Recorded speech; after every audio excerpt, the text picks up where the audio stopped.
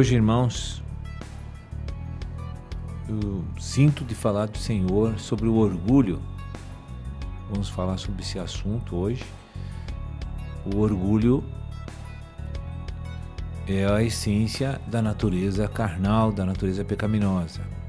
É o DNA de Satanás, é o orgulho. E desde que o homem comeu o fruto do bem e do mal, essa coisa ruim e terrível faz parte do homem natural. Então, periodicamente, nós podemos observar na Bíblia homens que foram tomados por este espírito do orgulho e derrubaram essas pessoas. Aniquilaram com essas pessoas. Nós temos vários exemplos. E, obviamente, que as mensagens que aqui são liberadas, nós vamos examinar textos bíblicos que colaboram, contribuem diretamente para o arrependimento, para a vigilância, para aumentar nossa proteção contra esses ataques inesperados. Porque o diabo não avisa quando vem na nossa mente nos visitar. Ele não faz uma reunião informando, alertando quando ele vai atacar. Nossa maior guerra espiritual se trava a nível subjetivo, no oculto do nosso ser. Ali estão seres malévolos e perigosíssimos que periodicamente tentam invadir nossa cidade mental para fazer dela um caos. E hoje, então, essas palavras que vamos aqui examinar, obviamente ajudam todos nós a nos livrar daqueles que estão sendo afetados por essa força demoníaca do orgulho, como também aqueles que ainda não estão atacados possam vigiar mais, orar mais, para que não venhamos cair nessas tentações. Eu queria ler alguns versículos aqui, dois ou três versículos com os irmãos, e depois então, se você puder anotar, nós vamos examinar um da Velha Aliança e outro, dois do Novo Testamento. Vamos abrir em Daniel, capítulo 4, verso 37. Daniel 4, verso 37. Agora, pois, eu, Nabucodonosor, louvo, exalço e glorifico ao Rei do céu, porque todas as suas obras são verdadeiras e os seus caminhos justos, e pode humilhar aos que andam na soberba. Irmãos, se tinha um homem que podia falar com experiência, realidade, com propriedade sobre o orgulho, era esse homem. Esse homem começou seu reinado na Babilônia e era um rei normal, levando aí seus afazeres, cumprindo com suas obrigações. De repente, Satanás colocou no coração dele para ele fazer uma estátua de ouro e obrigasse todo o povo da sua nação a adorar aquela estátua.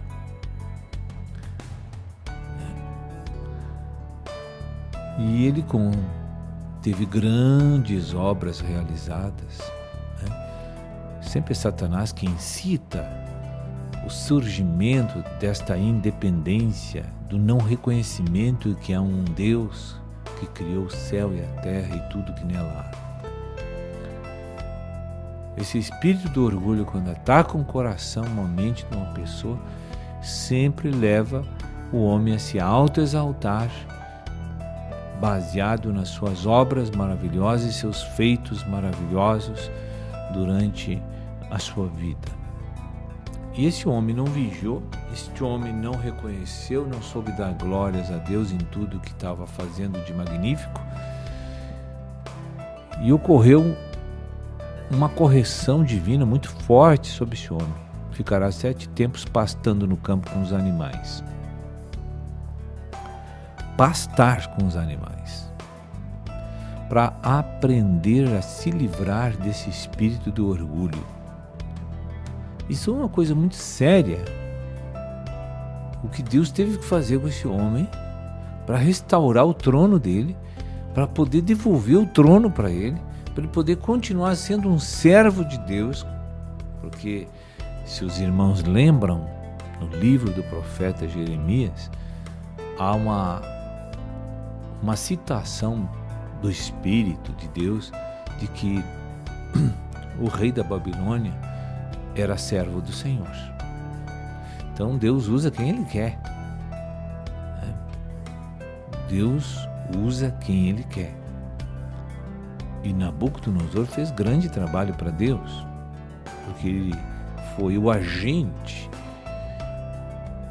que levou o juízo de Deus a toda a nação de Israel, colocando aquele povo em destruição, em grande parte dele. A cidade foi destruída. Houve um cativeiro do povo israelense por 70 anos. Tudo porque se prostituíram diante de Deus, se corromperam diante de Deus. E Deus, como sempre faz, avisa o povo a voltar para o Espírito, para a palavra, para os caminhos. Não voltaram. Então Jeremias tocou a trombeta várias vezes, o povo não se arrependeu, então vem o corretivo. Aqui também, muitas vezes, o Senhor usa uma trombeta para falar, para anunciar o seu querer, o seu desejo, sua direção. Mas se mediante o povo ouvir e não seguir, de repente vem corretivo sobre nós. Correções, disciplina, com certeza. Ainda mais agora que Deus colocou uma palavra mais clara a respeito dos objetivos de Deus com a salvação, com a restauração, com Cristo e seu reino dos céus. Não há nenhum que ignora o desejo, a vontade de Deus. Então esse homem foi tratado para se livrar do orgulho, voltar à sua simplicidade, ao seu reconhecimento, começou a exaltar novamente o seu Deus, o único e verdadeiro, reconheceu que havia um Deus, que Ele era justo, que Ele era verdadeiro, e é estas palavras que o Senhor quer que venhamos proferir com pureza pelos nossos lábios. Reconhecimento de debilidade total, reconhecimento de que há um Deus único e verdadeiro e poderoso, o qual totalmente temos que depender dele. E isso é estar na humildade e na mansidão, assim como Jesus procedia. Em tudo, Jesus glorificava o seu Pai. Porque o inimigo vai nos tentar nesta área, principalmente quando você começa a realizar serviços que aparecem, que tem sucesso, que está indo muito bem, a obra que tu está edificando, está prosperando. Daqui a pouco eu posso achar que eu sou o autor daquela obra, Satanás pode me ludibriar, me enganar, e eu começo a me soberbecer, achar que eu sou melhor que os meus irmãos, que eu tenho algo especial e eles não têm. Daqui a pouco muda o meu quadro. E hoje é notório o comportamento dos irmãos na igreja, que tem pessoas que se acham maior e melhor que os outros. Em todos os ambientes onde convivem muitas pessoas, é fácil de discernir que tem alguém que está sob a forte influência do orgulho. Eles acham que são mais precisos, são mais capazes, são mais habilidosos, têm mais destreza, e que ninguém faz tão bom como ele está fazendo e tão bem como ele fez. Há esses pensamentos. Às vezes é tão encoberto, é tão sutil dentro dos nossos corações, e a gente precisa toda hora revisar se eu não estou alicerçado em cima dessa soberba, desse comportamento que irrita e desperta a cólera de Deus. Nós temos que olhar isso. Muitas vezes você olha as pessoas, você vê, mas elas não estão vendo, né? Se acham mais capazes e que até exige um tratamento diferenciado com relação aos outros irmãos, porque são consideradas, elas se consideram especiais. Então, a gente pode ver aqui por esta experiência desse rei da Babilônia, que Deus deu aquele reino para ele, não foi Satanás, né? A prova é que quando Deus tomou ele para usar para corrigir Israel, Satanás não pôde fazer nada, né? Deus é que manda em tudo, no céu e na terra, em todos. Eu também lembro de um rei Saul, humilde, e dizia assim: eu não sou digno de ocupar esse cargo, que isso? Realmente ele era simples, mas o sucesso que Deus começou a dar a ele, por causa da sua humildade, da sua simplicidade, Satanás também subiu até o seu campo mental e começou a elevá-lo perante ele mesmo. E ele aceitou aquilo. Aí ele já achou que as realizações maravilhosas e miraculosas de vitórias naquelas batalhas, seus grandes feitos, ele começou a ficar independente de Deus. Primeiro sintoma de uma pessoa que está aprisionada pela soberba, pelo orgulho, ela começa a agir independente de Deus e das autoridades representativas. Porque quem age independente da autoridade representativa também já está agindo independente de Deus. Então, uma pessoa que não discerne a unção de representação da autoridade é uma pessoa que também não obedece a Cristo, a quem não vê fisicamente. Só que eles não percebem isso. Eles acham que o Deus que está no céu é tremendamente respeitado. Não.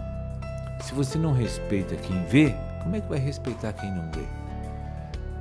Então, se Deus se encarna em pessoas para exercer autoridade espiritual e as pessoas não respeitam, então não respeitem a Deus. Isso é um grande engano que o corpo de Cristo está carregando no coração nesse momento. E quero dizer assim aos irmãos, vai ter que mudar nesse aspecto, que tu não sobe com Jesus no arrebatamento dessa forma. Não sobe. Tem plena convicção do que eu estou falando.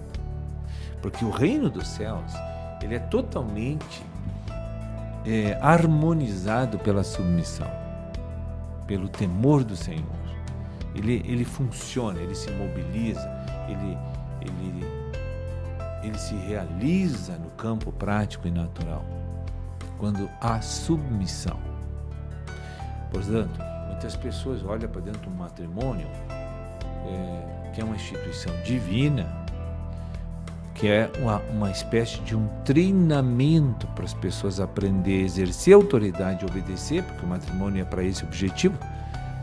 Tem cunho espiritual, mas as pessoas acham que o matrimônio é para exercer domínio sobre pessoas, autoritarismo, para saciar prazeres carnais, para ter uma pessoa para poder mandar, para ter uma pessoa para poder saciar a carne com rebelião, né?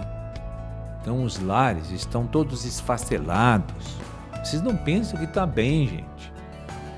Tem que arrumar, irmão. Está errado tudo. A gente vê tudo claramente.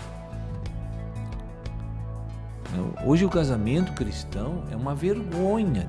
Está tudo fora dos padrões de Deus. E eles pensam que está tudo certo. Está tudo certo. Sara chamava Abraão de Senhor. Havia muito respeito. E mesmo assim, com toda aquela aparente submissão, entregou a serva dela para dormir com o marido, porque queria saciar um desejo da carne. Queria resolver um problema que era de Deus. Então, olha, irmãos, e olha o problema que essa mulher causou no universo, nesse planeta até hoje, por causa daquele erro. Então, sempre que nós tomamos uma atitude de insubmissão a Deus, a Cristo, com relação diretamente à autoridade de Deus ou à autoridade representativa, tem soberba fundamentando aquele comportamento. É um demônio que está fundamentando. É o alicerce daquela atitude, o espírito do orgulho. Porque a pessoa se acha maior e melhor do que a verdade divina. Porque ela cria um padrão pecaminoso para viver dentro de um reino que é de Deus, que é santo e justo e puro. Então quer introduzir uma prática diabólica dentro da instituição divina, chamada família ou igreja. Mas não percebem. E não há vontade de arrumar. E não há desejo de arrumar. Os assuntos são esquecidos e jogados para baixo do tapete, vão levando a vida do jeito que dá. Muitas vezes, como eu proceder, não importa o que está acontecendo, se um está afligido, o outro não, se um está certo, o outro não. Tome a posição de Deus. Esse é o recado do Senhor. Tome a posição de Deus. E esquece o que está errado. Deixa ele ser tratado por Deus. Quero dizer isso para os irmãos. Abençoa a vida do inconveniente, ora por ele, entrega para Deus a causa e toma uma posição correta com Deus, aquele que enxergou essas coisas que eu estou falando hoje. Porque a única maneira de Deus corrigir a questão de uma autoridade, submissão, de cadeia de autoridade dentro da igreja, dentro dos lares, dentro do trabalho, seja onde for. A única maneira de Deus colocar sua mão para corrigir é quando um toma a postura correta de Deus naquele lugar. No momento que isso acontece, liberou a mão que faz as coisas acontecer.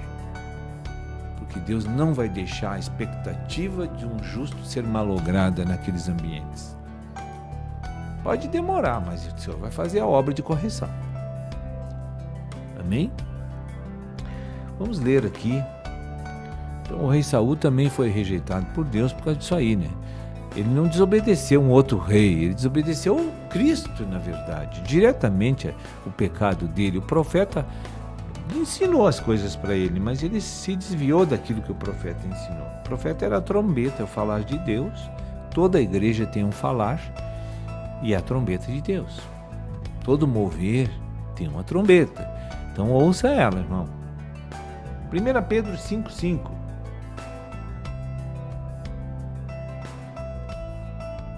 Rogo igualmente aos jovens, os novos na fé, sede submissos aos que são mais velhos, outros sim, no trato de uns com os outros, cingi-vos todos de humildade.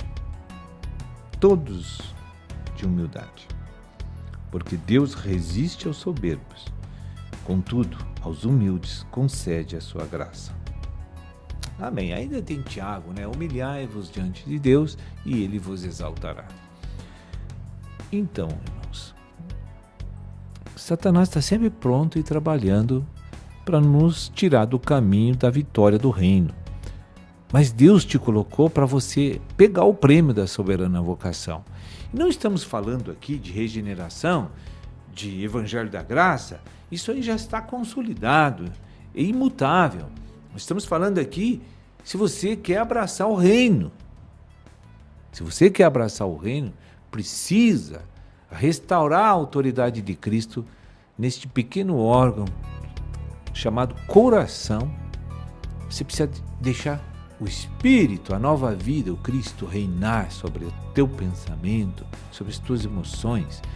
Quando as paixões gritarem dentro da tua mente, das tuas emoções, e dizer assim: eu preciso saciar.